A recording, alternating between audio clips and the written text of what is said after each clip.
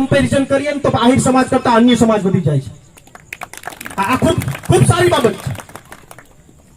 ત્યારે હું તમને એમ કહું કે આ ચૂંટણી સાહેબ કોઈ સમાજને જીતાડી દેવા કે કોઈ સમાજને હરાવવા માટેની ચૂંટણી નથી. આ ચૂંટણી આ વિસ્તારની ઓળખ આ દેશમાં ઊભી કરવા માટેની ચૂંટણી છે. અને એનું તમને કારણ કહું, એક ઉદાહરણ સાથે કહું કે આપણે ખેતરમાં કોઈ પાક વાવતા હોય, આપણે અહીંયા કપાસ વાવીએ, મગ વાવીએ, અડદ વાવીએ, તો આપણે ઈ જ વાવીએ તો કોઈ આપણી નોંધ ન લે. આપણે જે વાવેતર કરતા હોય ઈ જ વાવેતર કરીએ તો આપણી કોઈ નોંધ ન લે. પણ માની લો કે આપણા વિસ્તારમાં કોઈ વવાતું ન હોય એવું વાવીએ, આપણે અહીંયા કાજુનો બગીચો કરીએ અને કાજુનું ઉત્પાદન કરીએ, તો આખા સૌરાષ્ટ્રમાંથી આપણા ગામમાં જોવા આવે કે ન આવે? મને એટલું કહો. આવે ને જોવા? શું કામ?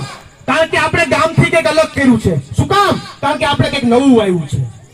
એમ સાહેબ અહીંયા ભાજપને જીતાડો તો આપણે તો જે વાવતા હોય ઈ જ કહેવાય, કપાસ જ વાવ્યો કહેવાય અથવા મગજ વાવ્યા કહેવાય. આપણે જો અહીંયા કોંગ્રેસને જીતાડીએ ને તો આખા દેશમાં નોંધ લેવાય, કારણ કે આપણે કાજુ કંઈક અલગ વાવ્યું એવું કહેવાય.